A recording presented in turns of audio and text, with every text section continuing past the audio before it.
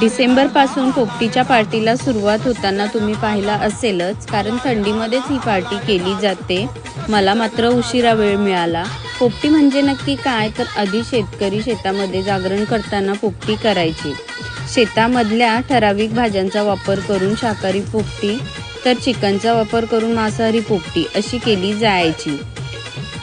आजूबाजूच्या शेतातले जमलेले शेतकरी एकत्र यायचे आणि जागे राहण्यासाठी हा विरंगुळा करत असे. पिढ्यानपिढ्या चालत आलेली ही परंपरा अजूनही पाहुणे, मित्र, परिवार सर्वांना बोलावून साजरी केली जाते. असा छान बेत मलाही करायचा होता.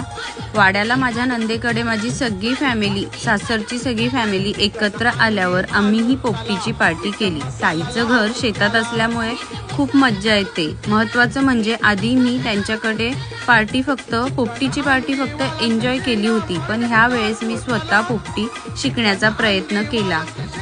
पोपटी तर छानच झाली, पण कामानिमित्त आम्ही सगळे व्यस्त असतो, पण कधीतरी एकत्र येण्याचा चान्स मिळाला तर आम्ही तो सोडत नसतो.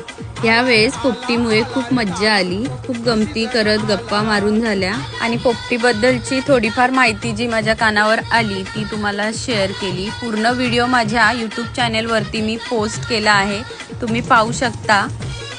आणि माझा पोपटीचा व्लॉग कसा वाटला ते कमेंटमध्ये सांगा. आवडल्यास जास्तीत जास्त शेअर करा आणि तुमचेही अनुभव पोपटी संबंधीचे मला कमेंटमध्ये सांगा. म्हणजे नेक्स्ट टाइम पोपटी करताना मी तुमच्या अनुभव सोबत घेऊन पोपटी बनवण्याचा प्रयत्न करेन. आणि रायगडकरांची ही पोपटी करण्याची खूप सुंदर पद्धत प्रत्येकाने अनुभवायला हवी, हे मी आवर्जून सांगेन.